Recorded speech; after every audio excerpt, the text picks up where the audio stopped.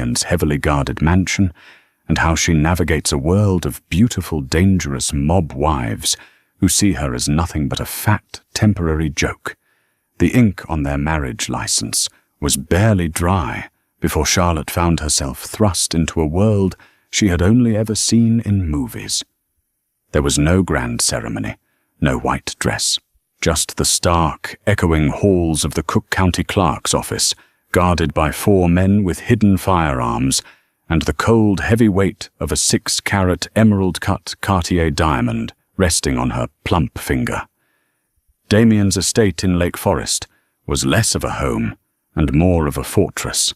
It was a sprawling Gothic revival mansion, built of dark stone, overlooking the grey churning waters of Lake Michigan.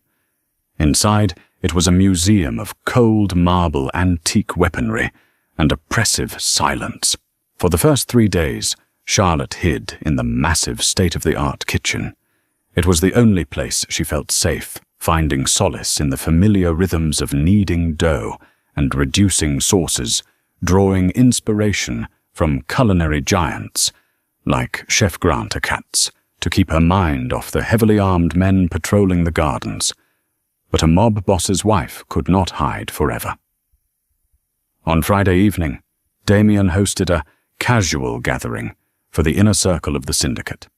It was a test, Charlotte knew, a way to parade his new harmless civilian wife in front of his lieutenants to prove he was settling down while secretly masking his ongoing war against the remnants of the Morello family. Charlotte stood in front of the floor-to-ceiling mirror in her lavish new bedroom. She wore a deep emerald green gown by Oscar de la Renta, a dress Damien had specifically ordered for her. It clung to her heavy breasts, cinched her thick waist, and flowed elegantly over her wide hips and heavy thighs. She looked beautiful, but she felt like a very expensive piece of bait. When she descended the grand staircase, the low hum of conversation in the foyer instantly died. The men wearing custom suits and calculating expressions evaluated her with thinly veiled confusion. But it was the women who were truly terrifying. Standing by the grand fireplace were Camilla Bianchi Matteo's wife and Sofia Russo.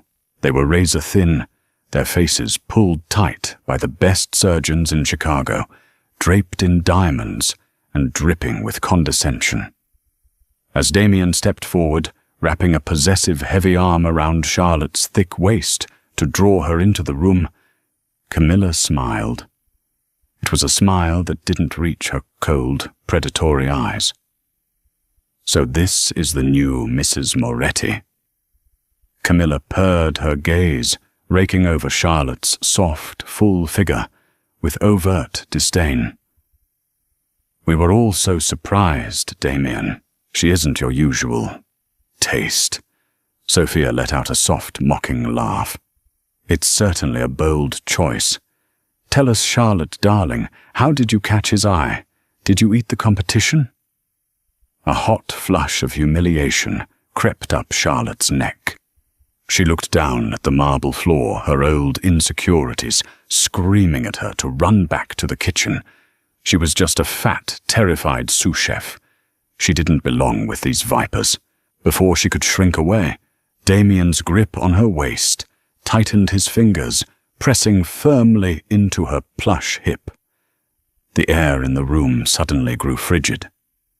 My wife, Damien began, his voice deadly quiet, caught my eye because she possesses something none of you will ever understand.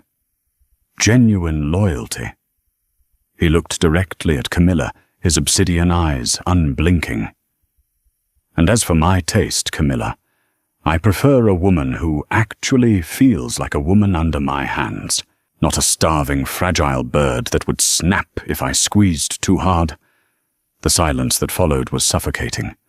Camilla swallowed hard, her heavily powdered face turning pale. Sophia stepped back, suddenly finding her champagne glass fascinating. Damien turned his gaze down to Charlotte. Right in front of his deadliest enforcers and their cruel wives, he lifted his free hand, tangling his fingers in her dark curls, and tilted her face up. He pressed a slow, deliberate, and undeniably hot kiss to her lips. It wasn't just for show. Charlotte felt the genuine heat, the dark, twisted hunger in his kiss. He liked her body. He wanted her. "Enjoy the caviar, ladies," Damien murmured against Charlotte's lips before looking back at the pale women. "My wife hand-selected it." But the victory was short-lived. Later that night, as the party dwindled, Charlotte slipped away to fetch a glass of water from the kitchen. As she passed the shadowed doorway of Damien's study, she heard hushed, urgent voices. "Morello isn't dead," Matteo Bianchi was hissing to someone on the phone. "Damien lied. He wiped out the lieutenants, but Anthony is hiding in the south side." Yes, I have the drops. The gala at the Drake Hotel tomorrow night. I'll make sure it's done." Charlotte pressed her hand to her mouth, her heart hammering wildly against her ribs. Matteo, Damien's most trusted underboss. He was the traitor, and he was planning to finish the job Charlotte had failed to do. The Syndicate Charity Gala at the Drake Hotel was the social event of the season, a glittering facade masking the brutal reality of Chicago's underworld. Hundreds of politicians, socialites, and mobsters mingled under the massive crystal chandeliers of the Gold Coast room. Charlotte sat beside Damien at the head table, her heart a frantic drumbeat in her chest. She had tried to tell Damien about what she heard in the study, but he had been locked in back-to-back meetings all day. Now, surrounded by hundreds of people, she was trapped. She watched Matteo out of the corner of her eye. The underboss was slick. Charming, the mayor's wife, but his eyes kept darting back to Damien. When the main course was cleared, the servers began distributing the after-dinner digestives. A line of waiters carried silver trays lined with crystal shot glasses of limoncello, a traditional Italian palate cleanser. Charlotte's culinary instincts, honed through years of high-pressure kitchen service, immediately kicked in. She watched the waiter approach their table. He handed a glass to Matteo, one to Camilla, one to Charlotte, and finally one to Damien. Matteo stood up, tapping his silver spoon against his glass. The grand ballroom quieted down. To our boss, Damien Moretti, Matteo called out his voice, booming over the microphone, and to his beautiful new bride, "May your reign be long, and your lives be filled with fortune. Salute." "Salute," the room echoed. Damien picked up his glass. He gave Charlotte a rare, genuine smile, his eyes softening as he looked at her. He raised the glass toward his lips. Charlotte's gaze snapped to Matteo. The underboss wasn't drinking. He was staring at Damien's glass, a bead of sweat tracing down his temple, his breathing shallow. "He has the drops." Matteo had poisoned the limoncello. Damien tilted his head back to drink. "Stop!" Charlotte screamed, her voice tearing through the elegant silence of the ballroom. Before Damien could react, Charlotte lunged across the heavy damask tablecloth. With her full weight, she slammed her hand into Damien's wrist. The crystal glass shattered against the floor, splashing the sticky yellow liquid across the polished hardwood and onto the hem of Damien's trousers. The ballroom erupted in gasps. Half a dozen of Damien's armed guards instantly drew their weapons, scanning the room for a threat. Damien grabbed Charlotte by the shoulders, his eyes wild with fury and confusion. "What the hell are you doing, Charlotte?" She was panting, her chest heaving against her tight corset. She pointed a trembling finger straight at Matteo Bianchi. "It's poisoned! Matteo poisoned it! He's working for Anthony Morello." Matteo's face contorted into a mask of pure panic. "She's lying. The fat bitch is crazy, boss. She's the one who tried to poison you a week ago." "I heard him on the phone last night."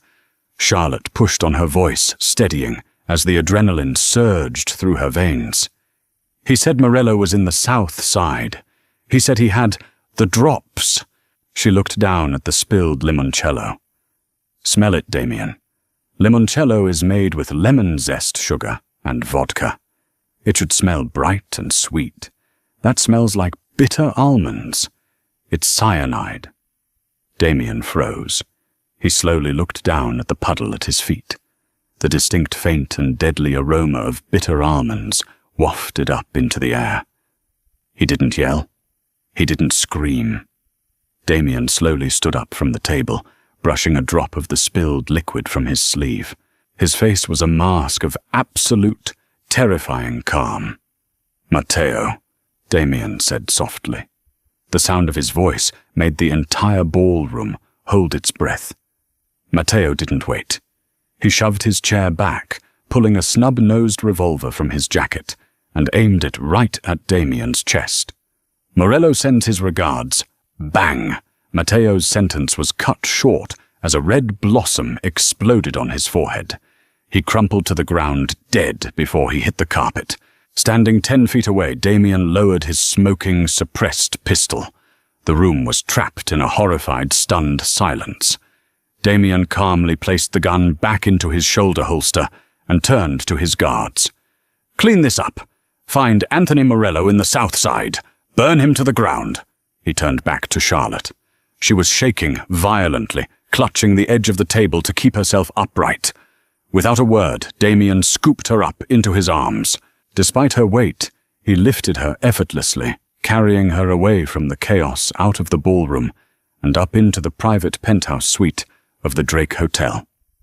He kicked the heavy oak doors shut behind them and set her down gently on the edge of the massive king-sized bed. Charlotte covered her face with her hands, sobbing uncontrollably. The violence, the stress, the absolute terror of the last week had finally broken her.